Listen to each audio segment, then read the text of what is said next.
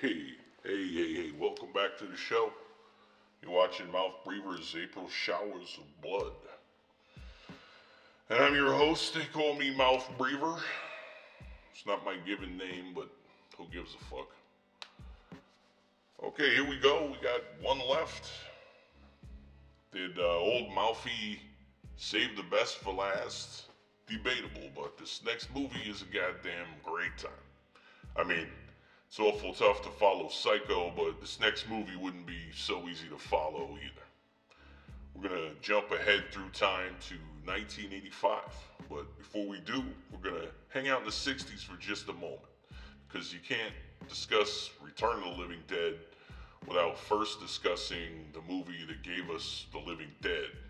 That movie being the 1968 classic Night of the Living Dead, often referred to as George Romero's Night of the Living Dead, which makes it easy to forget that there were other people involved in putting that movie into the world and bringing zombies as we know them into our collective conscious.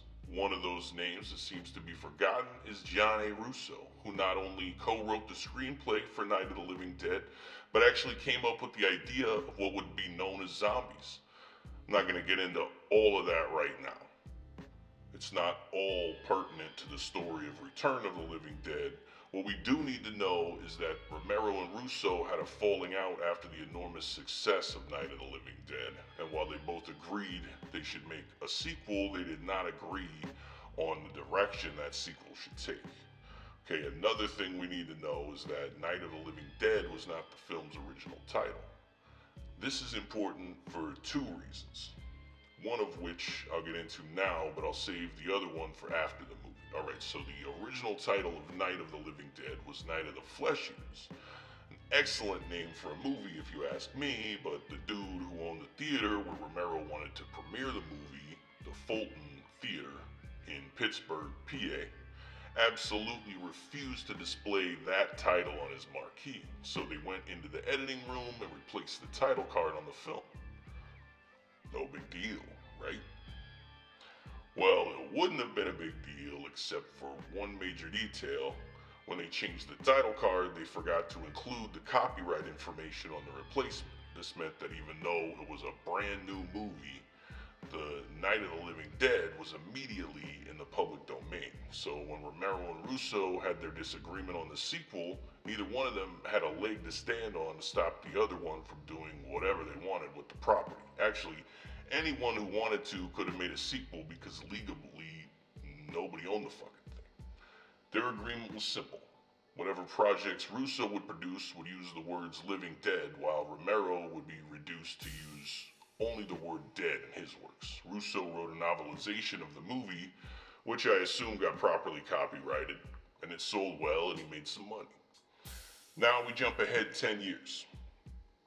It's 1978, and Romero and Russo have kept busy throughout the 70s, but neither one of them has made a sequel. Until this year, when George Romero's Dawn of the Dead hits theaters, and John Russo's novel Return of the Living Dead chews its way into bookstores. Russo wrote the book with the intention of selling the rights so it could be adapted into a movie. He got what he wanted.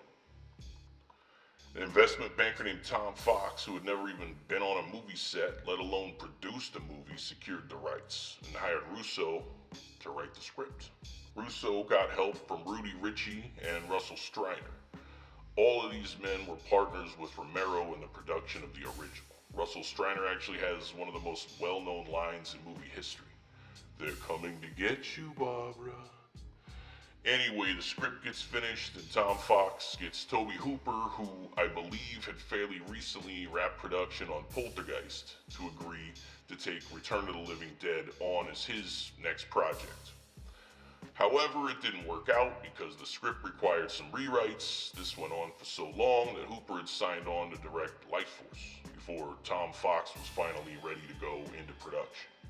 Hooper suggested his friend Dan O'Bannon should take his place.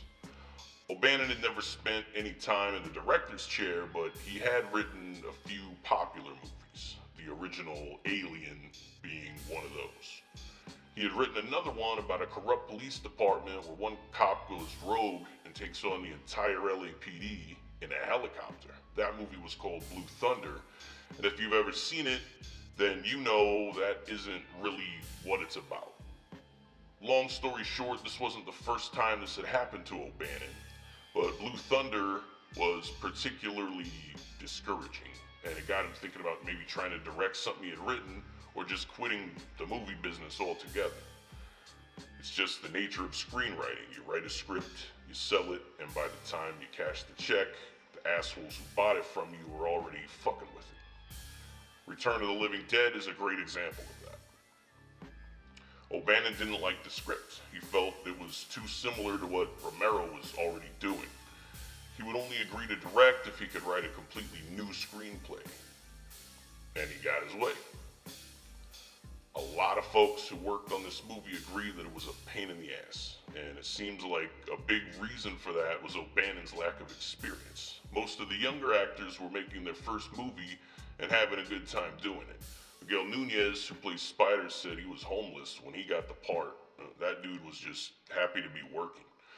This part led to a part in Friday the 13th, Part 5. I'm not going to spoil it, but Miguel Nunez has one of the most memorable deaths in the entire Friday the 13th series.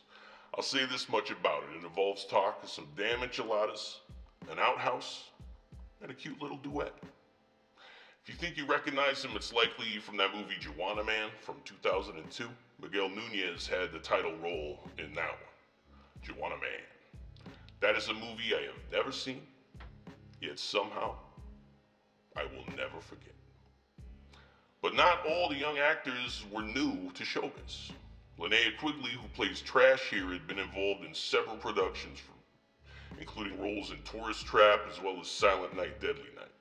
A true scream queen, if there ever was one. Linnea Quigley's 6 years in the business was nothing compared to the true veterans in the cast.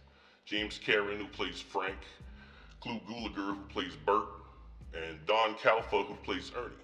Not exactly household names, but if you can think of basically any television show from the mid-50s through the mid-90s, at least one of these dudes was on at least one episode. O'Bannon wanted Leslie Nielsen for the part of Bert, but Nielsen wanted more money than the production would allow. I gotta say, Clu Gulager is probably the only replacement for Leslie Nielsen, although it is rumored that he had a pretty gnarly temper. He may or may not have thrown a chair at the director. The prop crew may or may not have had to replace a real lead pipe that Gulager was using as a prop with a much softer rubber version out of fear it could be used against O'Bannon. Gulager denied all of this in a documentary in 2010, so who knows, just rumors that come from multiple sources who were on the set. In his defense, he was hired on the first day of shooting, and the rest of the cast and crew had been rehearsing for 2 weeks. Not only rehearsing dialogue, more or less, going through all the motions of shooting the movie minus the camera. So, through no fault of his own, by the time Gulager was on board, all the kinks had been worked out and all the questions asked.